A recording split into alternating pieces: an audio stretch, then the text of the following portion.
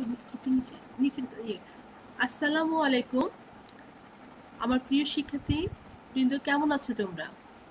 আমার রুটিন অনুযায়ী রবিবার বুধবার 12টা থেকে ক্লাস শুরু হওয়ার কথা, সেই হিসাবে আজকে রবিবার, আজকে 12টা থেকে আমার ক্লাস। তো আসো, পড়া শুরু করার আগে একটু দেখি যে তোমরা গত ক্লাসে যেগুলো পড়ানো হয়েছে সেটা ঠিক মতো পড়েছো কিনা। মনে হয় ঠিক মতো পড়ছো। ছবিগুলো আঁকাবে, চিত্রগুলো আঁকানো শিখবে, ছোট ছোট এমসিকিউর প্রশ্নগুলো শিখবে। এই কাজগুলো তোমাকে বাসায় করতে হবে। যখন কলেজ খুলে যাবে তখন আমি তোমাদেরকে এ বিষয়ে পরীক্ষা দিব। তো আজকে যেটা পড়াবো সেটা হচ্ছে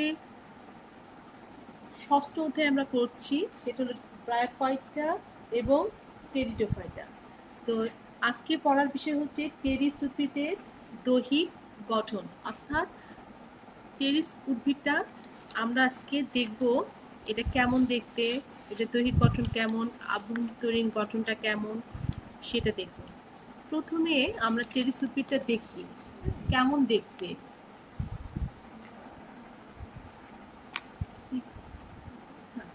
টেরিস উদ্ভিদটা দেখতে কেমন সেটা একটু দেখো। এখানে টেরিস উদ্ভিদটা দেখা যাচ্ছে। যেহেতু আমরা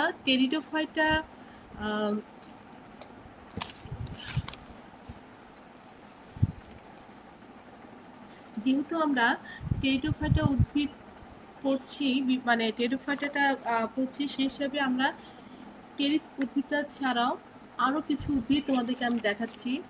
এটার নাম হচ্ছে, এভাবে করলে দেখতে পাবে, এটার নাম হচ্ছে ড্রাইনেরিয়া। দেখো তোমরা, ড্রাইনেরিয়া। এটা কিন্তু তোমরা বড় বড় গাছের ডালে দেখতে পাও। আর এটার নাম হলো মাইক্রোলিপিয়া। দেখো, ভালো করে দেখো কিভাবে যে দেখায়। এটা আবার ড্রাইনেরিয়া, এটা না, এই পাশেরটা দেখো, যে এই পাশেরটা, এগুলো সবই টেরিডোফাইটা উদ্ভিদ, কিন্তু আমরা পড়ছি হচ্ছে এই যে টেরিস উদ্ভিদ, আমরা পড়ছি ট্রেস উদ্ভিদ। তাহলে আমরা দেখলাম ড্রাইনেরিয়া, দেখলাম যেটা তোমরা বড় গাছের ডালের মধ্যে দেখতে পাও। তো এছাড়া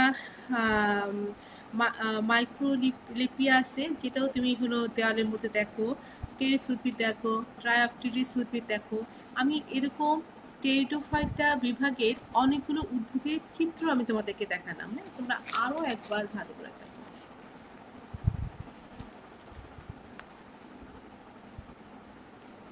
আচ্ছা, আজকে যেটা পড়বো সেটা হলো টেরিস উদ্ভিদ। এটাও আবার টেরিস উদ্ভিদ। হ্যাঁ, এই টেরিস উদ্ভিদটা আমরা দেখব। তো টেরিস উদ্ভিদটা দেখার আগে আমাদেরকে একটু জানতে হবে যে এই উদ্ভিদটার তোমার শ্রেণীবিন্যাসটা কি। তুমি এটা আগে গত দিনই আমি দেখেছিলাম, তারপর আজকে আরেকবার দেখে নিই। কিংডমটা হলো প্লান্টি, ডিভিশন হলো ফিলি সিনোফাইটা, class Filicinae, order Filicales, family Polypodiaceae, genus Pteris. এটা হচ্ছে শ্রেণীবিন্যাস। তাহলে আমি প্রথমে উদ্ভিদটার চিত্রটা দেখলাম, তাই না? দেখো, ভালো করে দেখো। হ্যাঁ, উদ্ভিদটার চিত্রটা দেখলাম, এরপর শ্রেণীবিন্যাসটা জানলাম যে এটা কোন বিভাগের, কোন এর ফ্যামিলি কি, সে সম্পর্কে জানলাম। তো এখন আমি একটু দেখি এদের আবাসস্থল, মানে এটা কোথায় আসলে জন্মায় সেটা একটু জানা দরকার। সেটা হলো যে এটা আসলে বহুবর্ষজীবী স্থলজ ফার্ন জাতীয় বিরুৎ উদ্ভিদ। তাহলে কি এটা একটা বিরুৎ উদ্ভিদ, স্থলজ, বহু বর্ষজীবী, তাই না? আচ্ছা, এরা কিন্তু অপুষ্পক। মনে আছে পেন্থাম হুকারের যে শ্রেণীবিন্যাস, সেটা হলো ক্রিপ্টোগেমিয়াতে আমরা দেখেছিলাম, সেটা হচ্ছে তোমার অপুষ্পক উদ্ভিদের মধ্যে পড়ে। কিন্তু এটা অপুষ্পক উদ্ভিদের মধ্যে সবচেয়ে উন্নত। কেন উন্নত? তোমার মনে আছে থ্যালোফাইটার যে উন্নত ছিল ব্রায়োফাইটা, তার চেয়ে উন্নত টেরিডোফাইটা। যেহেতু ক্রিপ্টো আমরা হলো যেহেতু আমরা অপুষ্প উদ্ভিদের মধ্যে এই তিনটা পেয়েছিলাম, থ্যালোফাইটের মধ্যে পেয়েছিলাম অ্যালজি, ফানজাই, ব্রায়োফাইটের মধ্যে আমরা পড়েছি রিক্সিয়া, মার্টিনসিয়া, এগুলো থাকে। এর চেয়ে আর টেরিডোফাইটে দেখলাম টেরিস, ট্রায়োপটেরিস, আর তারপরে হলো ড্রাইনেরিয়া, এরকম অনেক উদ্ভিদ দেখছি। তো এর মধ্যে ধাপে ধাপে যেহেতু উন্নত হচ্ছে, সেই হিসাবে আমাদের এই অপুষ্প উদ্ভিদের যে মধ্যে, সেটার মধ্যে এই টেরিডোফাইটা হচ্ছে সবচেয়ে উন্নত।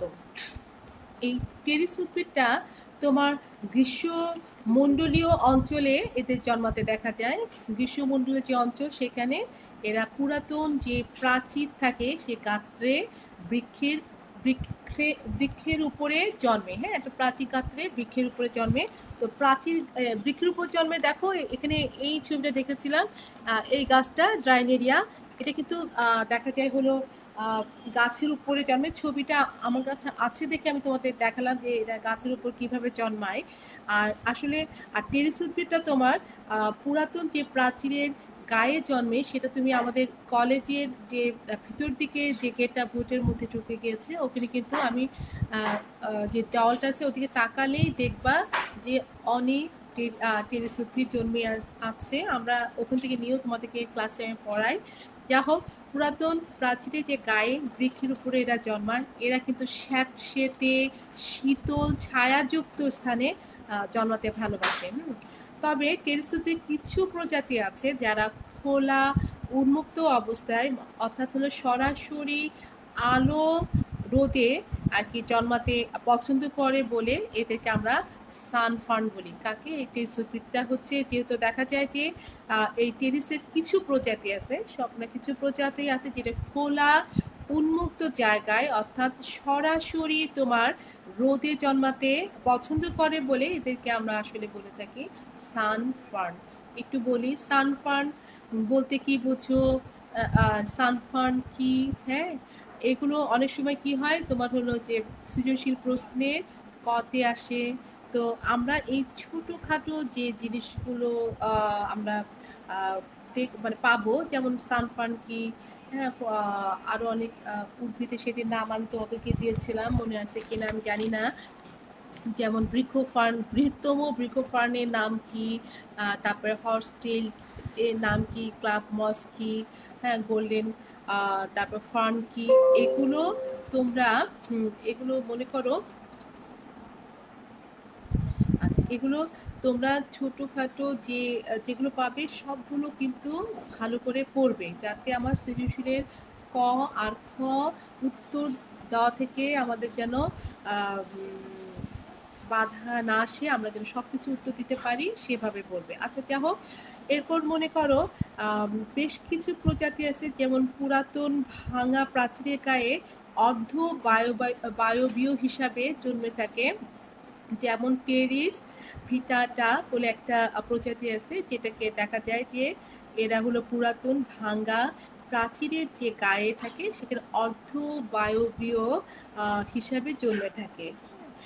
এখন এই যে টেরিস যে উদ্ভিদটা আমরা আজকে দেখবো, গাছটা কেমন দেখতে, তার আগে একটু দেখি এদের যে টেরিস তো আসলে গণ, এদের তো অনেক প্রজাতি আছে, তার মধ্যে 250 থেকে 280টি প্রজাতি টেরিস গণের মধ্যে আমরা পেয়ে থাকি। তার মধ্যে 16টি প্রজাতি বাংলাদেশে পাওয়া যায়। আমি আবারও বলি, টেরিস যে গণটা আমরা পড়ছি, সেই গণের মধ্যে 250 থেকে 280টি প্রজাতি আছে। তার মধ্যে মনে করো মাত্র 16টা প্রজাতি বাংলাদেশে পাওয়া যায়।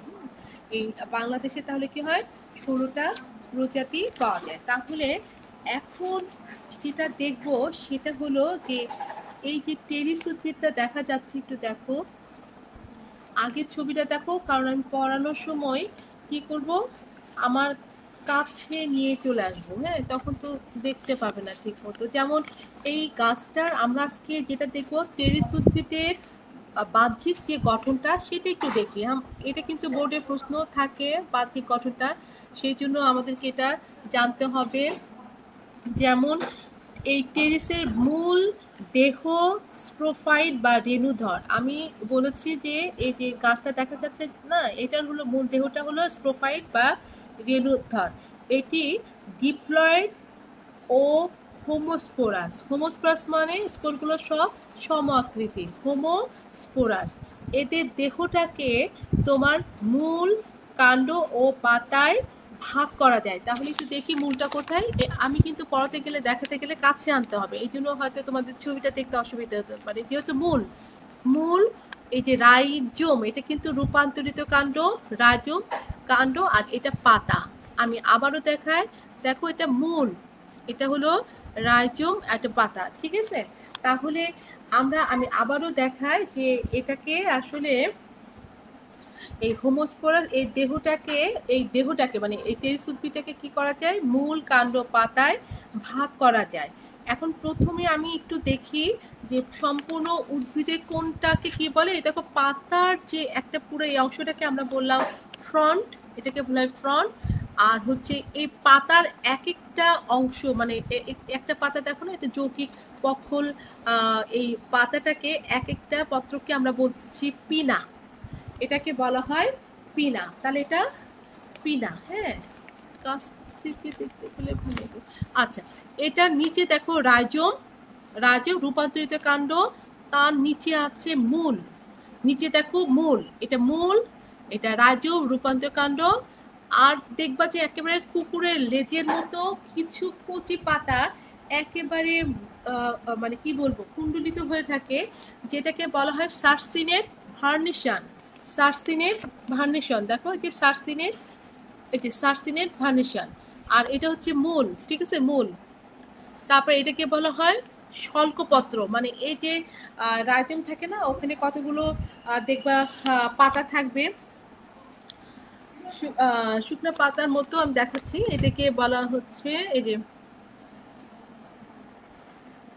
আচ্ছা এখানে দেখো। তাহলে আমি আরেকবার বলি, এই কাণ্ডটা যেটা রাইজোম, যেটা কাণ্ডটা দেখো, এই যে কাণ্ড, এখানে কাণ্ডটা, এটা যে রাইজোমটা, এটা হচ্ছে তোমার রূপান্তরিত ভূনিম্নস্থ কাণ্ড। এই রাইজোম কিন্তু বৃদ্ধিটা কিন্তু অনির্দিষ্ট, মানে এটা হলো বৃদ্ধিটা অনির্দিষ্ট, এবং এটা বেশ দৃঢ় থাকে। আবাস যে ভূমি থাকে, মানে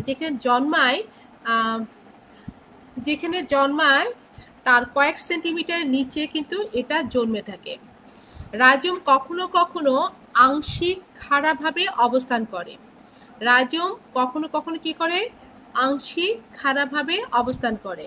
এখানে অসংখ্য রকম স্বল্পপত্র দেখা যায় বা রোম দেখা যায়, যাদের র্যামেন্টা বলে। র্যামেন্টা, এখানে দেখবা এখানে অসংখ্য কি হয় তোমার ওই স্বল্পপত্র বা রোম দেখা যায়, যেটাকে র্যামেন্টা বলা হয়, ঠিক আছে, র্যামেন্টা। আচ্ছা, এই র্যামেন্টা কিন্তু আবার বাদামি বর্ণের হয় যদি এটা কচি উদ্ভিদ হয়ে থাকে।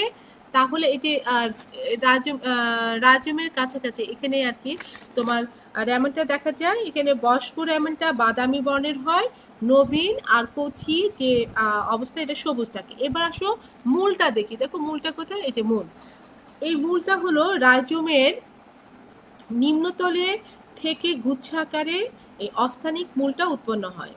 এই মূলটা কিন্তু শাখাযুক্ত হয়, স্বল্প, মানে খুব বেশি হয় না, স্বল্প শাখাযুক্ত এবং সরু হয়।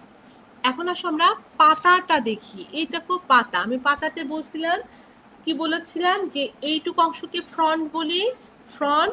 আর হচ্ছে এক একটা এরকম অংশটাকে বলি পিনা, এটা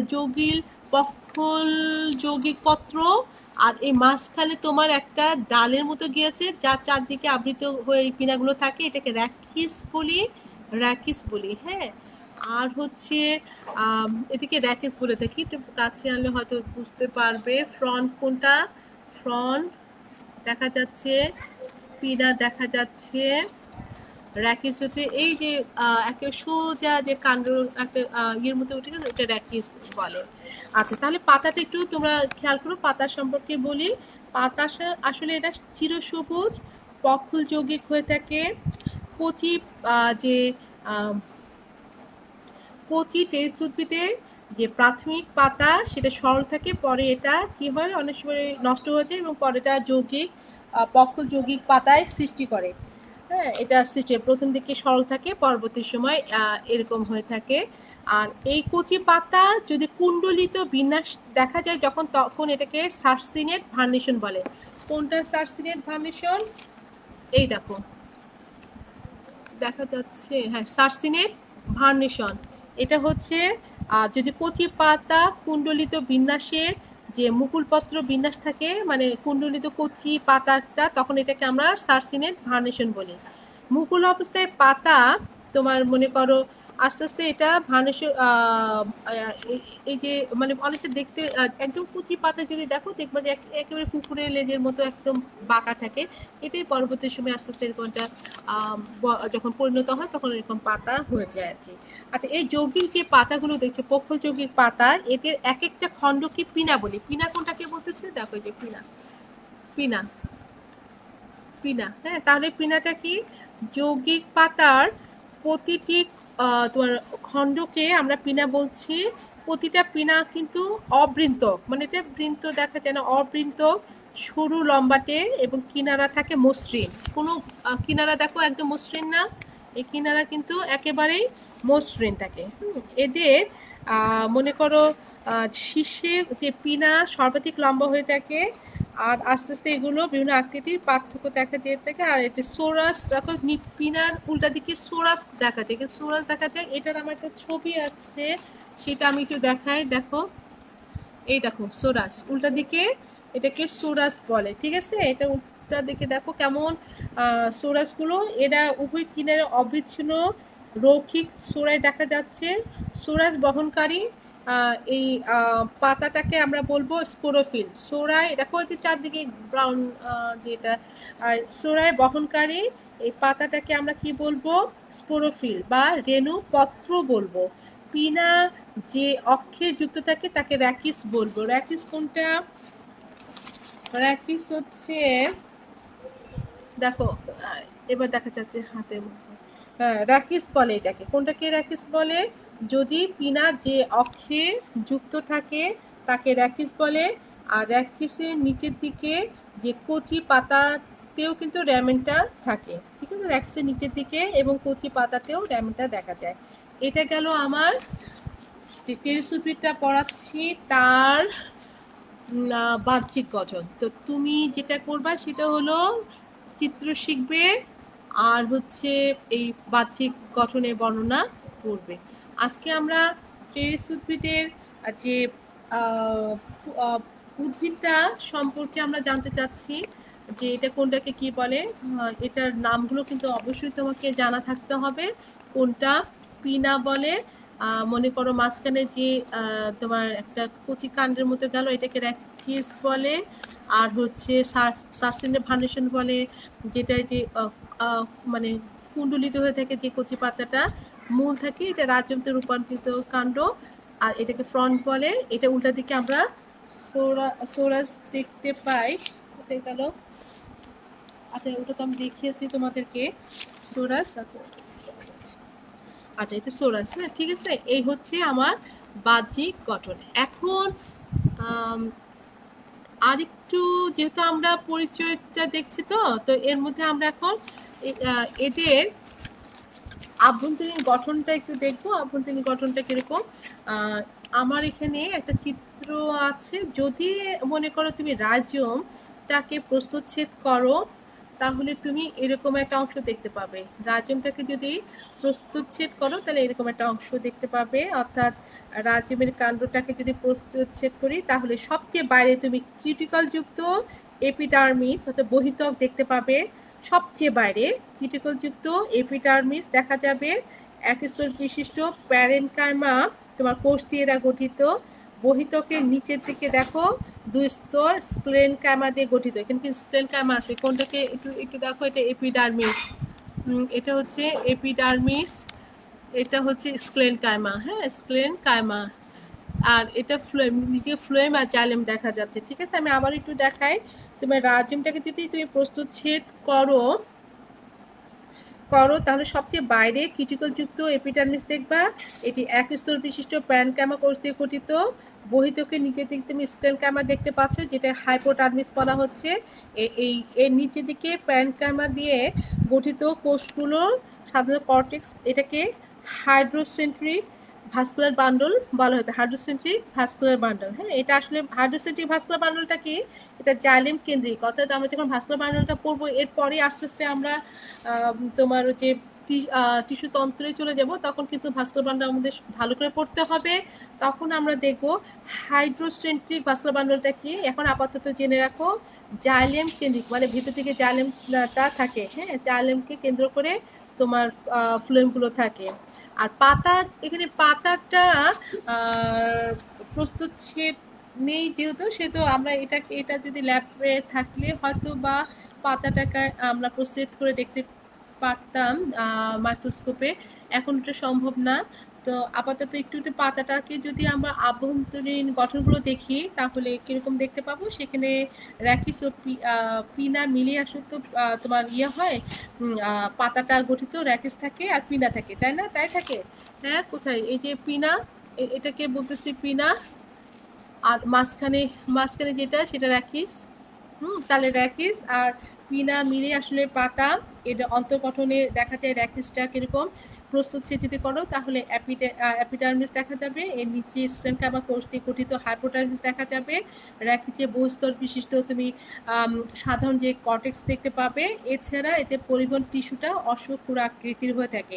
ভাস্কুলার বান্ডলটা হাইড্রোসেন্ট্রিকটা মানে হচ্ছে জাইলেম কেন্দ্রিক ভাস্কুলার বান্ডল, জাইলেম কেন্দ্রিক ভাস্কুলার বান্ডল। এখন যেহেতু পাতাটা পড়ছি, তা পাতাটা যদি আমরা ল্যাবে কাটতে যাই তাহলে পিনাও তো কাটবো, আবার র্যাকিসটাও কাটবো, তাই তো? তার পিনাটা যদি কাটি তাহলে কিরকম দেখা যাবে, সেখানেও তোমার প্রস্তুতছেদে ঊর্ধ্বত্বক পাবে, মেসোফিল কলা পাবে, নিম্ন দিকে নিম্নত্বক দেখা যাবে। তারপরে নিম্নত্বকে অবশ্যই যেহেতু পিনা পাতা, সেহেতু নিম্নত্বকে তুমি পত্ররন্ধ্র পাবে। পিনার নিচে দিকে পত্ররন্ধ্র পাবে। এছাড়া তোমার বয়স্ক পিনার প্রস্তুতছেদ যদি করো, তার নিম্নতলের দুই কিনারায় ক্ষুদ্র ক্ষুদ্র স্পোরাঞ্জিয়াম দেখতে পাবে।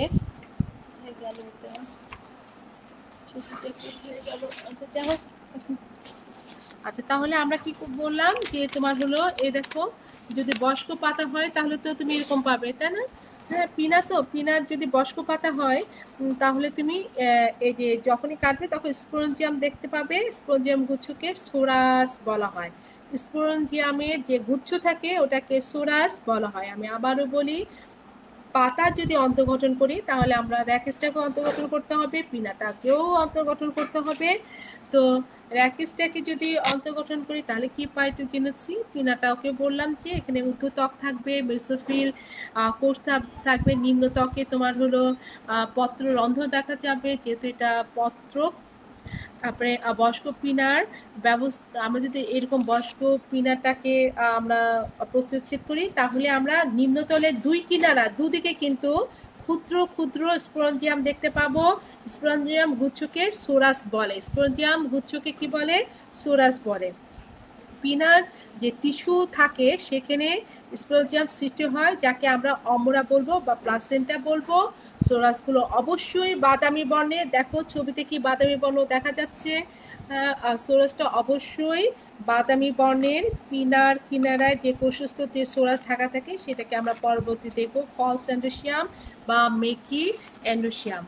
তো এটা গেল, আমরা যেহেতু আজকে শুধুমাত্র টেরেস উদ্ভিদের দৈহিক গঠনটা পড়ছি, সেই জন্য আমরা বাহ্যিক গঠনটা ভালো করে, ছবিটা কি দেখতে পাচ্ছ? অবশ্যই পাচ্ছ। আমরা দেখতে পেলাম, এটা ভালো করে আমরা পেয়েছি যে কোনটা হলো র্যাকিস, কোনটা সার্সিনেট ভার্নিশন, কোনটা শল্কপত্র, রাইজোম, মূল, ফ্রন্ট, সোরাস দেখলাম। সোরাসের আবার কি করলাম আমরা, এরকম একটা ভালো চিত্র দেখেছি, খুব ভালো করে দেখে নাও এরকম চিত্রটা, এটা সোরাস। তারপর আমরা অভ্যন্তরীণ গঠনের মধ্যে করলাম রাইজোম বা কাণ্ড করলাম, পাতাটাকে দেখলাম। আরেকটু আমরা দেখবো সেটা মূলের আসলে সে যদি আমরা করি সেখানেও আমরা বহিত্বক পাবো, কর্টেক্স পাবো, তারপরে হাইড্রোসেন্ট্রিক ভাস্কুলার বান্ডল পাবো। মূল ত্বকে কোনো রকম কিউটিকল থাকবে না, অর্থাৎ কিউটিকল বিহীন হবে। মূলে অর্ধত্বক থাকে না, মূলে অর্ধত্বক থাকে না। এটা গেল আমার টেরিস উদ্ভিদের যে আজকে আমার পড়ার বিষয় ছিল দৈহিক গঠনের, মানে বাহ্যিক দৈহিক গঠন এবং অভ্যন্তরীণ দৈহিক গঠন। তবে এখানে তোমাকে অবশ্যই ভালো করে তোমার যে বাহ্যিক যে দৈহিক গঠন ওটা ভালো করে পড়তে হবে, বাসায় ভালো করে পড়বে। আজকে আমরা আর একটু পড়বো, সেটা হচ্ছে তোমার যে আমরা তো টেরিস পড়ছি, তো টেরিসের এর আগে টেরিডোফাইটার বৈশিষ্ট্যগুলো আমরা দেখেছিলাম, তাই না? টেরিডোফাইটার যে বৈশিষ্ট্যগুলো, আজকে টেরিস উদ্ভিদের বৈশিষ্ট্যগুলো একই ধরনের, একই জিনিস। হ্যাঁ, তারপরে আমরা একটু বলি টেরিস আসলে স্থলজ ফার্ন জাতীয় স্পোরোফাইটিক উদ্ভিদ। এটা হলো স্পোরোফাইটিক উদ্ভিদ। উদ্ভিদটা তুমি আরও একটু আরেকবার দেখে নাও। হ্যাঁ, এই দেখো, ভালো করে দেখো, আমি কি দেখাতে পারছি কিনা দেখো। এটাই তুমি আবার দেখো আরেকটা একই, আমি একটু বড় করে এক একটা ছবিতে এক এরকম, এই দেখো কতখানি হয়ে আছে।